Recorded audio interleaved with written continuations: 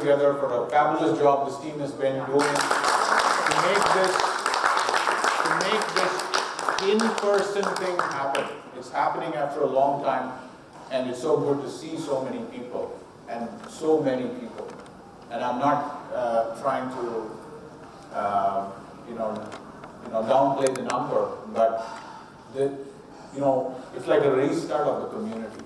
So seeing so many people is actually such a good thing for us, and as we put more of these photos out, we will certainly see a lot more of the people come forward in the next few conferences.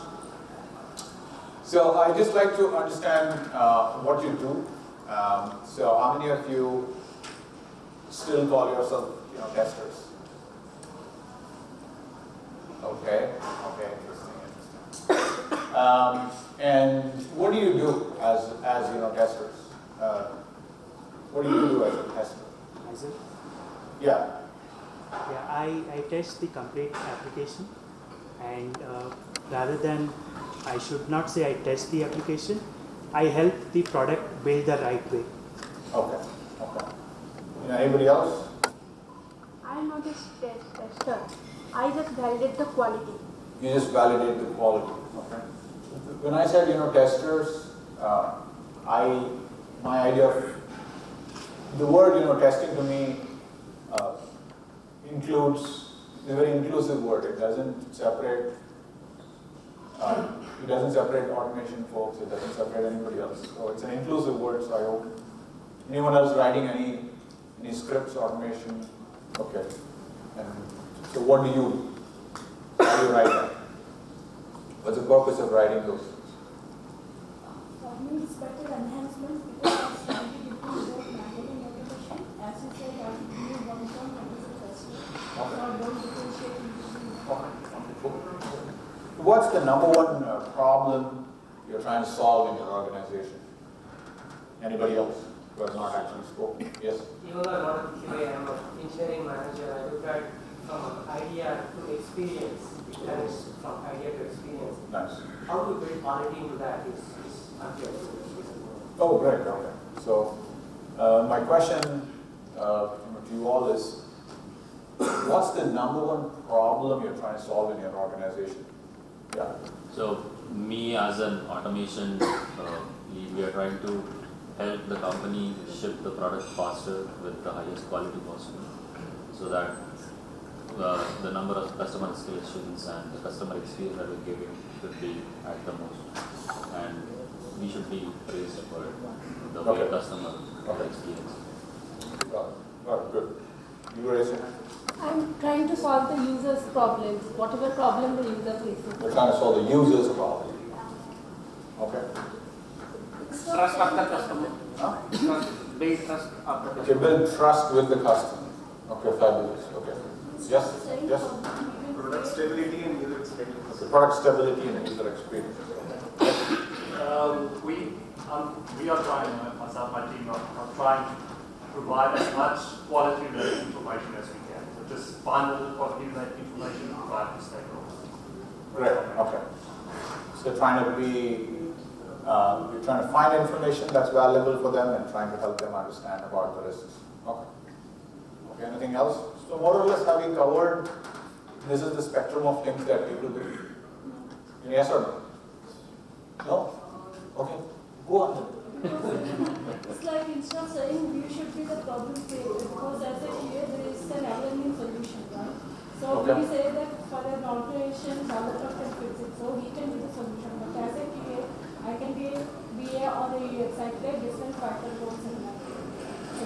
So in that way, I can think in prospect of business or in prospect of product, or say competition it by myself as a QA. Then I can differentiate that instead of staging ourselves into different. Yes.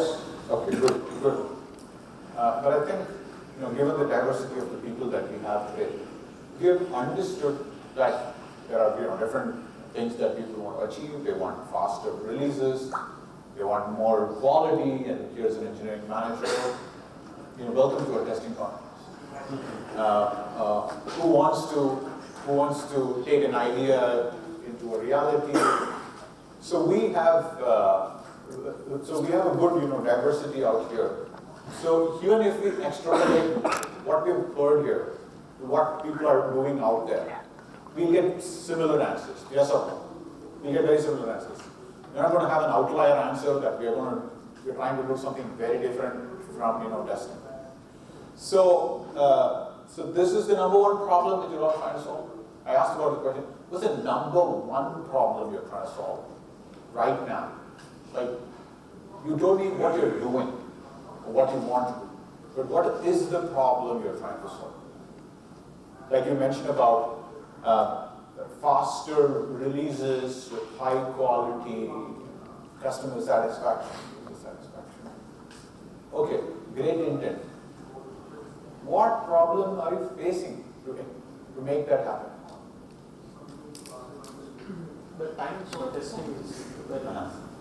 Okay. So even though we try to get the time, but we didn't get the time. But Yeah. we are expected to deliver with high quality. Yeah. I Good. Sorry. Yeah. I think number one thing is to bring that shift in the culture to understand everyone that quality is as important as building something. So that cultural shift is something that we are trying to solve by doing our job. So let's say the culture shift happens. How easy does your life become? We should not be predefined as a team, because every organization is predefined in their own system. That we should not be in the box of We or you? army as a All of us? Oh. because the system like we need to rush as per the business process or cost unit, whatever it is. We are in that box of culture there. Right. So, yeah, we should do that. I agree with that. But for the organization, for the customer to succeed, we're all working for the customer. Yes or no? Yes. For the customer to succeed, there is some obstacle within our organization. Yes? Yes. What's that obstacle? The organization do not realize that quality is everyone's responsibility. Oh, Many a times they try to put it only on the QA. Ah. So that shift also has to happen. Many organizations are doing that, but So let's say, so my question was, let's say that shift happens. okay. Then how does your life look? How does everybody's life look? Much easier. Much Better. easier? Much easier? No, that's not. Good, good. So hold that thought. Now I'm going to move away from testing. I'm going to talk about addiction. What are you addicted to? Each of us have some addiction. No? What are you all addicted to? Salary? I just gave an example. Just to spark the thought. What else is my question? What else? Netflix. Huh? Netflix, yes, okay. WhatsApp? Instagram? LinkedIn. LinkedIn? Yeah. Okay. Bad for your mental health. Okay, LinkedIn, yes. Okay, what else are you addicted to? Fitness. Okay, fitness. Okay, that's good. Okay. Phone, okay. Anything else that you're addicted to? How did you become addicted to these things? Habits by doing that repeatedly. By doing that repeatedly. Okay. And Okay. also gaining interest into it. Also getting interest into it, yeah. Yeah, this Instagram reel somebody shared on my WhatsApp and I was not even on Instagram. Dude, check this girl out and I'm like, seriously? Right? So, okay, so then that interest goes and then becomes addiction and then becomes habit and then, okay, I get it. So humans are actually addiction machines. We move from one addiction to another addiction in our life, right? So I was a smoker. And I understand how addiction works. I wanted to quit smoking, like all smokers want to do, right? I wake up in the morning and I say, today I'm not going to smoke. And I have to go to work on my bike, right? And you all talk about AI. I saw AI on my bike it automatically stopped in the pawn shop. I didn't do. I wanted to quit smoking. But my bike automatically turned towards the pawn shop and stopped there. Then because I had to oblige to my bike, and then pawn wala's family has to survive. Okay, poor guy from Bihar, he relocated. I have to help him. I'm an Indian citizen. I have to help my fellow brothers and sisters. So I went and picked up a packet of them, right? So we are, and now, now that I'm, de-addicted from, nicotine, right? I realized that the withdrawal symptom, the withdrawal is what pushes us from going back and doing the same stuff, even though we know it's bad for us, right? Now, smoking is bad for health. You all agree to that? Yes. Even smokers agree to that. Right? Now, but why do they still go ahead? Because they are unable to come out of the loop. Like that. In this conference, everyone who is trying to help you learn things, you may learn it, and you'll become like a smoker whose bike automatically stops at what you were always doing. So learning does not necessarily mean you're going to act on it. Right? And you and me are these addiction machines who at work, no matter what we learn, we go back and do the same stuff. Okay? Now I'm going to start my journey. I started off as a tester in 2003. Yeah, fairly old. And somebody told me this is testing job. I didn't know that there was something called testing, and I thought software engineer and all of that stuff. And then I asked, is this software engineering? And that's how I got. I think a lot of people, around that time, got in that way. And then they said, oh, you have to, write the document, write the test cases, execute the test cases. I kept doing that for a while, right? So when someone asked me what is testing, I would say writing test cases and executing test cases and finding bugs and reporting bugs, right? Now, in smoking, so how did I get into smoking, right? I was the guy. There's always one guy in college who advises others not to smoke. I was that guy, right? So I go with my friends, they're all smoking, and I'm telling them, guys, this is not good for your health. You should not do it, right? And, and one day I was like, the intriguing thing is that, despite not being good for health, why are these people doing it? Hey, Macha, give me one, right? And then I took and woof. Oh, look at this beautiful world. I've never seen this world like this, right? That high, that same high I got when I found a bug. You all must have done that, right? You all must have got that, right? You all get that high, right? And then just like nicotine, when you don't find the bug, that withdrawal symptom comes in. So you again go back and find the bug. Again go back and find the bug. Again go back and find the bug. So we are addicted to the core, to what we started doing at the start of our career, right? Even if you started your career, writing code, right? Even if you started writing code right at the day one of your, career, there are some addiction loops that you will be in, which you don't realize. And this is why setting a strong foundation for yourself, matters. So if you see people who have done really very well, there are people who have constantly broken their foundation, to fix their foundation. And then all these other layers that you see in their profile is just sitting on the top of the foundation, right? So again, going back, I was so addicted to finding bugs. Have you all been appreciated for finding bugs? Yes. Does it happen to you? Yes. Wow, you found a cool bug. Then that's that kick the nicotine gave you. And then you never wanted to get out of it. The whole of the industry of testing, okay, today, has become like that. That we are addicted to doing things, right? Now, some of us have automated the addiction or trying to automate it. But still, at the same time, we are in that addiction loops in a large scale. Large scale. Okay? So for me, again, actually coming back to my journey, so I thought finding bugs is the thing for me, and I wanted to learn how to find more and more bugs.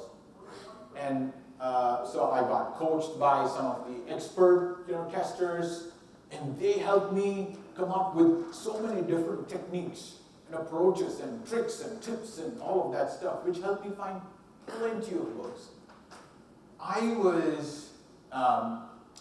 It was feeling great till one day that changed my life. So I would test,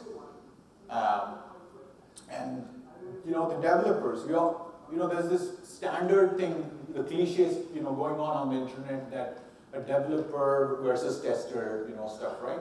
So I was also a victim of that, and I thought, my manager would appreciate me saying, hey, great job, you found this, and there were organizations with such bad cultures and all of this stuff, right?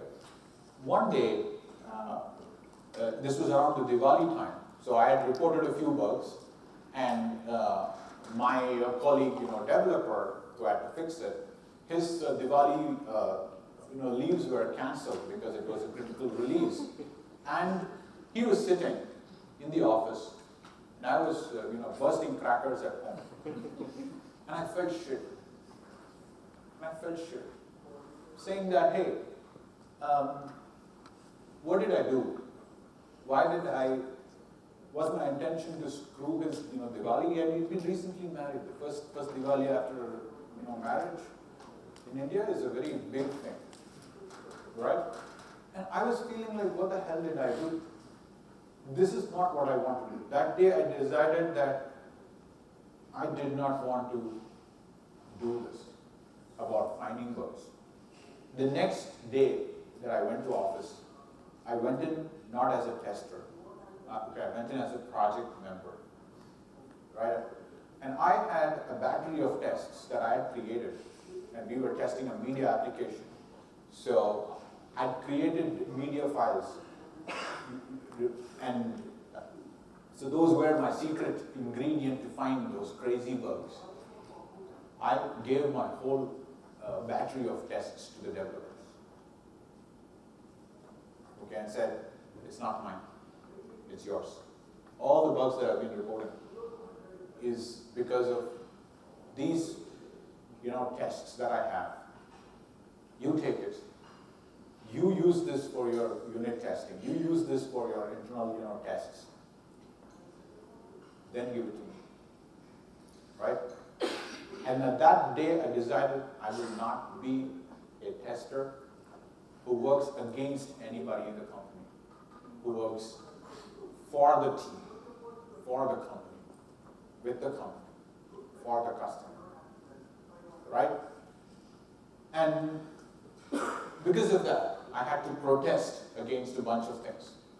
Like they wanted to bring in this, they wanted to bring in, an assessment. How do even today it's a very difficult thing for people to assess the productivity of a tester, right? How do you assess the productivity of a tester? So they, people try to say number of test cases executed, number of scripts written. It doesn't, change, right? Number of, what's the scripts written, number of, bugs found, blah, blah, blah, all of these things, kind of things, right? So, so I had to protest against a bunch of these things, which were crappy metrics, and then I tried to change the company, and I did ensure that as long as I was there in that company, they don't implement any of these bullshit practices, right? Little did I realize there was a different guy bubbling inside me.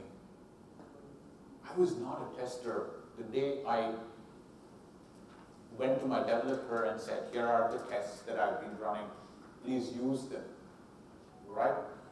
And when I resisted, for crappy metrics to be implemented. I was a different person.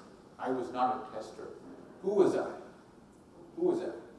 I had moved away from being a tester to a quality person. Right? I had moved away from being a tester to being an advocate of the culture. Right? Now, for whatever happened in my life, I had to be constantly, So what happens if you go and resist something in your company? What happens? Obviously, people will go against you. People will go against me? Okay, right? Good organizations love you. Bad organizations hate you. Isn't it true? Yes. Right? I tested whether I was in a good organization or not. And I was in bad organizations. So they let me go, which was very good. And at that time, it was a bad thing to happen because I was let go by many companies. But in hindsight, today, having built a testing company, I think the best things happened to me, right? So I was slowly becoming an advocate of culture, of quality. So we all talk about everyone should own quality. All your CXOs say that? Yes or no? Right? All your CXOs say that? But it doesn't happen on the ground? Yes or no? Yes or no? To some extent, yes. Okay, to some extent, yes. Now, what's the gap and who's fixing that? So that's when I realized, having worked across multiple companies, that testing is a downstream activity. Quality is an upstream activity. Quality begins with the culture of the company. If you think you're trying to help build quality, if you think you're trying to help build quality in your company, you're wrong. As testers, you're trying to be below the waterfall. Now, I'm not talking about the methodology, I'm talking about the real waterfall. Especially with the software folks, you have to say there is also a real waterfall. Right? You're standing below the real waterfall and saying that I will prevent water from going away from you. You are being washed away. Right? You're being washed away. You're being cleaned, you're being washed away, and you can't do anything. Heroically, you may stand up. Heroically, you may stand. Right? And that's when people give you the nicotine of appreciation. You worked, right? Every appreciation email, this is the way I read it. Thank you for screwing up your weekends. We're so glad you didn't spend time with your family. I really love that. And you not doing that, or you not spending time with family, has actually enabled us to make more money with our customers. This is what I see a lot of appreciation emails translating to, right? Saying when people appreciate for hard work, they are giving you a dose of nicotine, extra shot of nicotine to get you addicted to it. And what you want to do, your bike automatically stops. You said there is less testing time. No. Just because there is less testing time, do you do less work? Then where is the less testing time? It's in your mind. But in actual reality, you're still clocking what you need to clock. Or maybe more to compensate for the continuous backlog that has been created. Right? So, for me, coming back to my journey, I realized that, oh my God, as a tester, I've been below the waterfall, trying to think that I'm saving the company, right? And the whole lot of stuff is happening on the top, right? Now, do you think when product teams and engineering teams are aligned, the quality of the product is better? Yes or no? Yes or no? Yes. How many places is it really happening? How many places is it really happening? Now for you, if you really care about quality, if you really care about quality, I mean, really, I mean, it's like saying, oh, I want to be a billionaire, but I don't want to work hard for it. No, that's not caring for it, right? If you really care about your customers, if you really care about your quality, you all should quit testing and do fix what your organization needs to be fixed that nobody else is actually doing. So that's the mission that I gave to myself. That when I work with customers, when I work with teams, I will become the advocate of what's the gap that is creating all these bugs, right? Has anyone here worked on a legacy product? Right? Okay, so you will be able to relate, to this, that regression is the massive big beast in legacy products.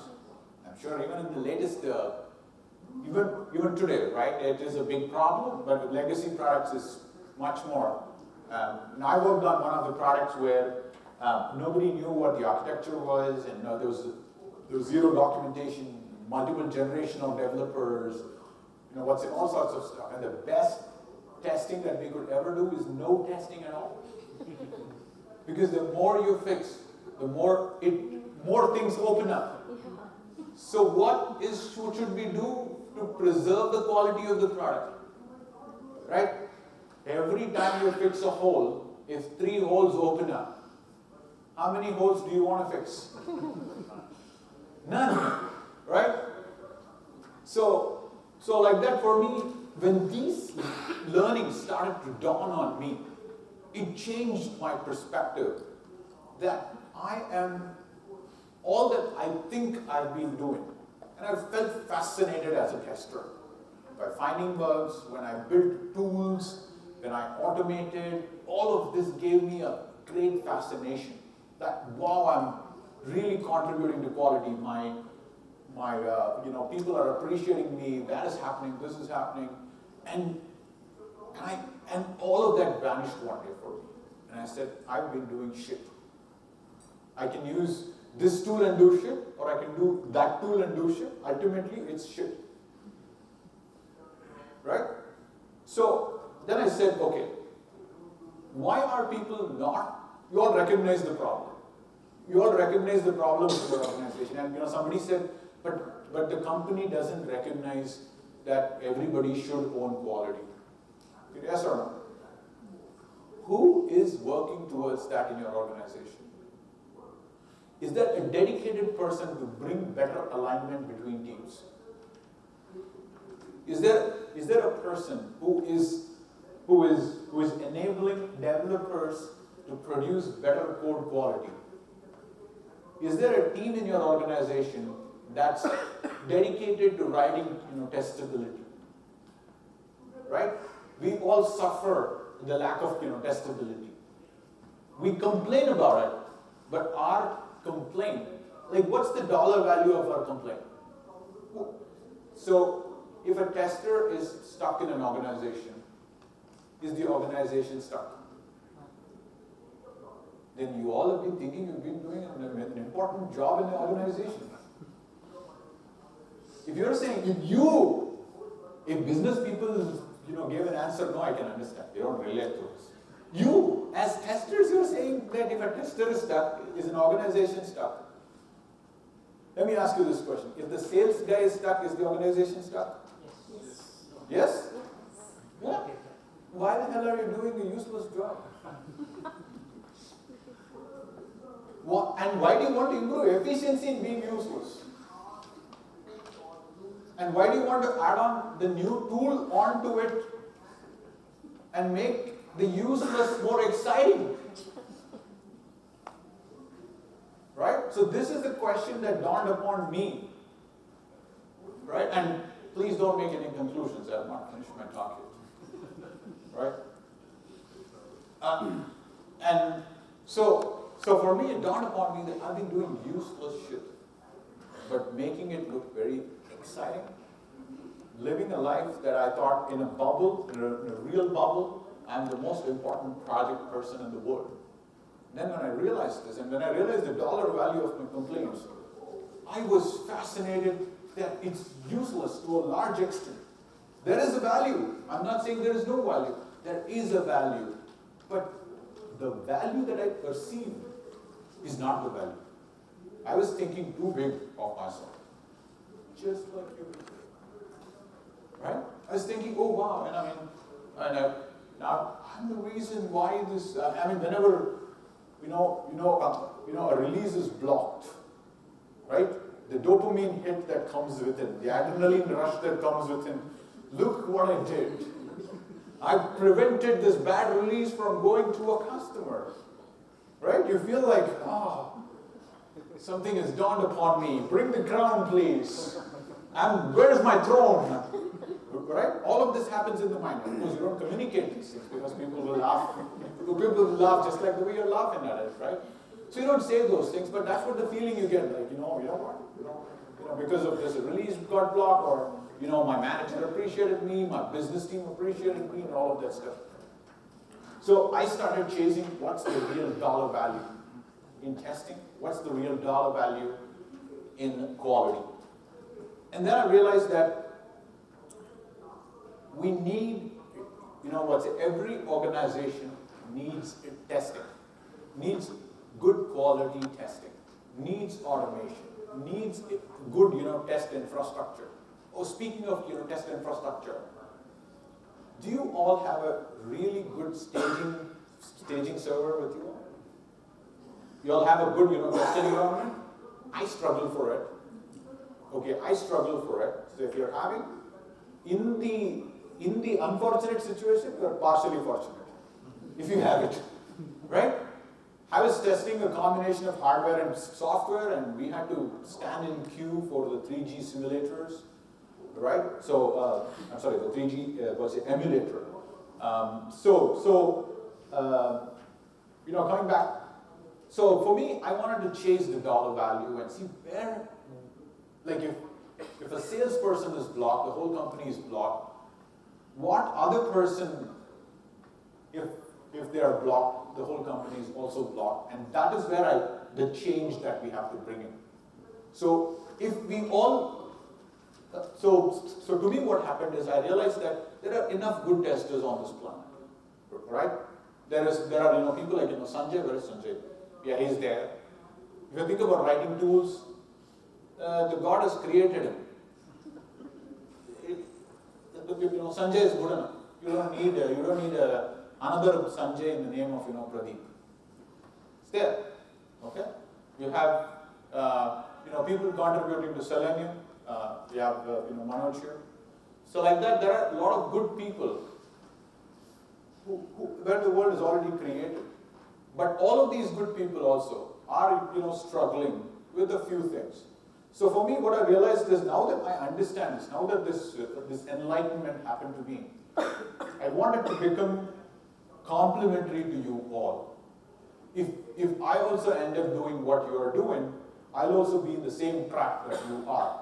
So I said, given that I was there, given that I know where your people are, what problems you're facing, I wanted to become a complementary, less addicted, machinery, okay, to ease out people's lives.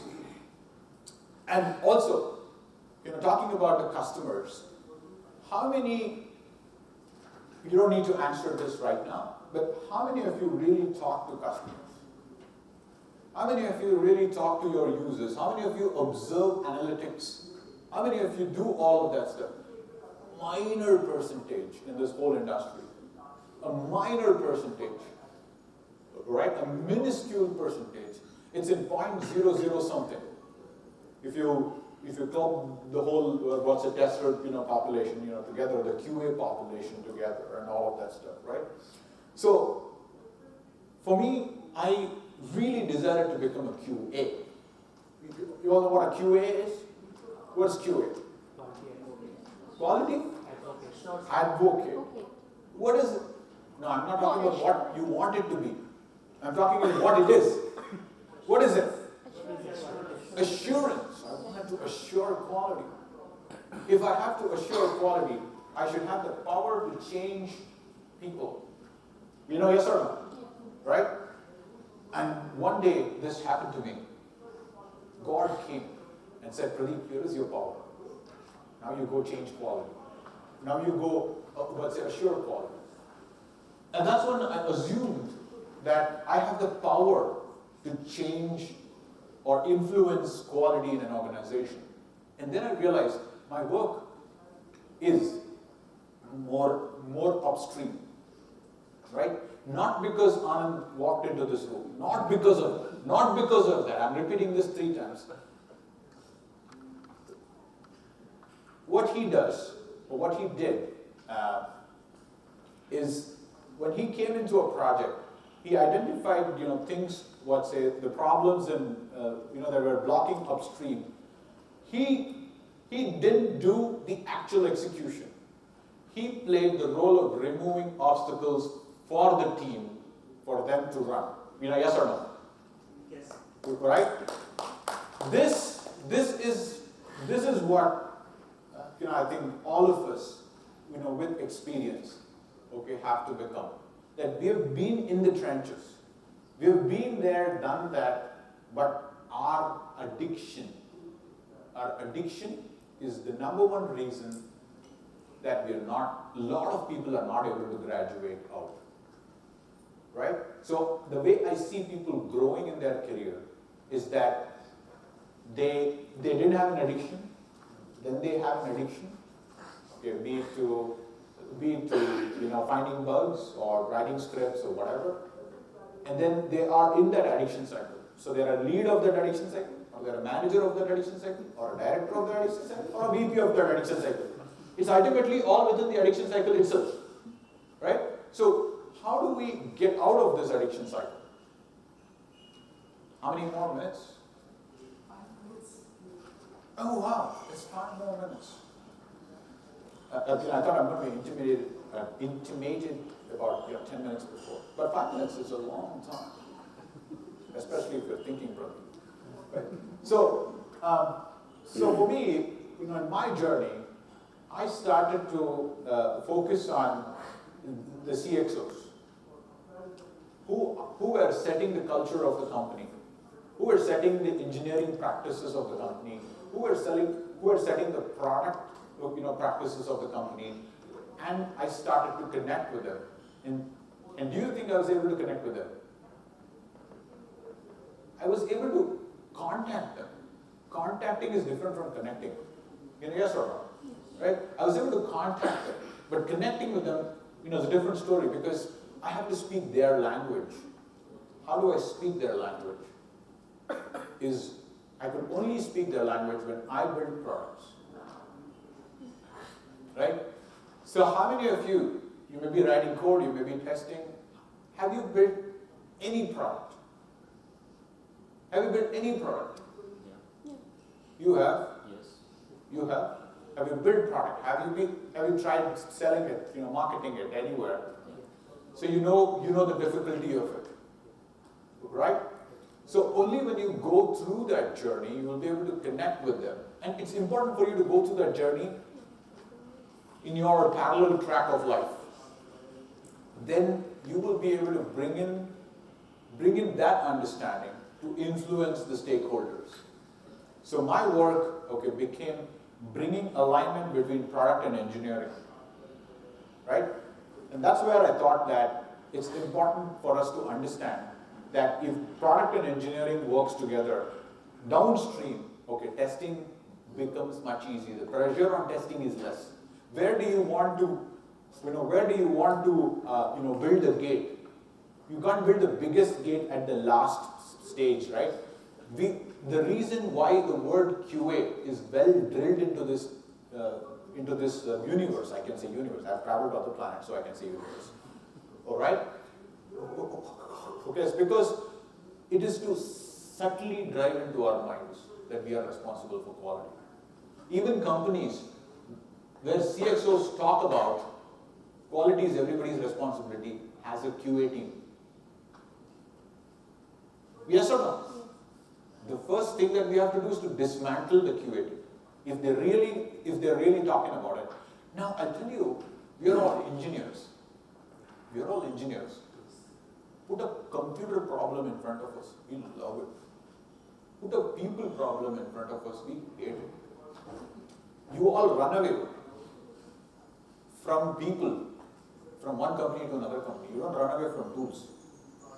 You don't run away from software. You don't run away from Windows to MacBooks. You know, I mean, some people do. Right? So, what I've come to realize is that when it becomes a people problem, a lot of people run away. Not because Anand walked in, but because I've worked with him and I've seen him in action and I've seen, more than just Anand, what's he doing it. When he goes in for consulting, there are people things, there are technical things. And correct me if I'm wrong. Only when we navigate through people things we get to technical things. In one of my consulting, 95% of the consulting was about bringing people together. 5% was a technical work. So today, the way by constantly avoiding that, bringing alignment, thing, we are very happy, writing code, running tests, and all of that stuff. So we have made that 5% our 100%, and that is actually the box that we all are in. So now somebody had to make the decisions. Somebody have to bring this change. So one of the things thankful to what I'm doing by the nature of what I'm doing, to bring the product engineering alignment, we started to create a certain class of testers who are very product savvy. Right? Now, one of the things that I've understood in my career and having observed lots of loads of testers is either you got to be really good technically, or you got to be really good with the business and product. The people layer is default, right? So there are technical jerks in our industry who are technically super good, but they can't work with people. They don't grow, they don't shine. There are people who are really good with business, but they are very bad with people, and hence they are bad with business as well, right? So for me, when I say now there is this concept of full stack tester, the full stack QA, full stack. I'm not using the QA. I'm saying the tester one, right? Full stack tester. The full stack tester is a full technical stack. Is not a full product stack. So one of the things that I started to do is to start laying the foundation of a full product stack and full technical stack. And in full technical stack, I want to tell you, by the nature of what I'm doing, I speak with a lot of CTOs, and all the CTOs tell me one thing about the engineers in testing who write code. The CTOs tell me they're not developers. Are you surprised by it? Are you surprised by it? No, right? So if you really want to pick code, do really good at it. Be on par with the developer, or maybe better, but still be in the test space. You'll build value, you'll build tools, you'll build a whole lot of things different from writing scripts to automate test cases that are going to be retired. Right? Or the product part of it. So for me, in my journey, I understood what am I good at, what am I not good at, what is my natural flow, what is not my natural flow. I will never attempt what Anand is doing, what Manoj is doing, what Sanjay is doing. I will never attempt it. I know what I should not do. Alright? They also, if you ask them to start a services business or a product thing like me, they'll be like, oh, well, Pradeep, I'm happy in life right now, kind of stuff. Because they are doing excellent in what they are doing. But that's where we become complementary in nature.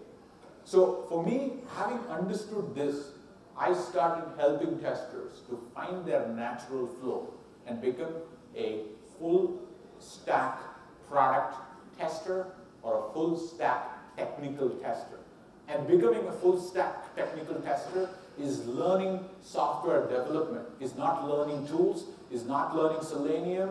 I'm sorry, I just didn't mean to say that, but I'm saying that because a lot of people think that if I learn Selenium, I have become a developer. No, you have not. You've discovered a tool, you've learned that tool, you've learned a framework, you've learned stuff. But the hardcore thing is you have to learn about how do computers work, how do you interact with them, and all of that stuff, right? So this is the missing gap that we as engineers don't want to face the demon of changing the culture, which can create a big change. And I'm telling you this again, the best of the consultants that I have seen, across the globe are people who influence the culture, and hence people in the downstream are at ease to do things. So as you're growing in your career, right, don't be in the addiction loop of finding bugs and becoming the lead of finding bugs and becoming a lead of that, becoming a lead of all of those squads, actually the script writing and all of that stuff. If you truly care about customers, if you truly care about users, and I'll tell you this, the CXO folks are open and willing to listen. In this current generation of CXO folks are open and willing to listen. They just don't have enough people walking into their cabins and saying what we're doing is shit. Right? And here is my solution. I'm telling you, those who walked in and did that, their JDs have been changed, their roles have been changed, their life has been changed. So, my hope, I think I've exceeded 2 minutes. Yeah, but still I'll still wrap it up. Right? My hope is that you become aware of these addiction loops that you are having in your organization when you go back. Right? Being conscious of it. And one way to become conscious of it is, I've been advocating this about taking observational holidays in your company. You know what is an observation holiday? You're basically logged into your Slack, not responding to anything, just observing one day of chaos. Just observing one day of chaos. Don't, like you say you're on a holiday, you put the away status, busy status, on a vacation status, all of that you put. But just one day, think that you're not in the project. And you just observe the chaos that's going on. You get to know that there's so much of chaos that you're a part of. You're also creating that chaos. And the next day, go back as a different person, like the way I've gone back many times and said that what I was doing is shit. Let me help others succeed. Let me prevent the problems that I faced as a tester for the new generation of tester or my current generation of testers. And that can only happen if we are willing to go face the demons that we have always been avoiding. Right? And these two things, the full stack, product QA and the full stack, full stack? Technical test. That's good. That's what I wanted to bring it up. It's not QA, right? So the full stack, the full stack product, testers and the full stack technical, testers working together, bridging the gaps of the organization is far more valuable for your company. And as much as sales folks, the people who bring alignment, the people who prevent bugs will always be valued much, much, much higher. So you may have started as testers, you may still be in the addiction loop of testing. And testing, I'm not saying is bad. It's required, but it's a downstream activity.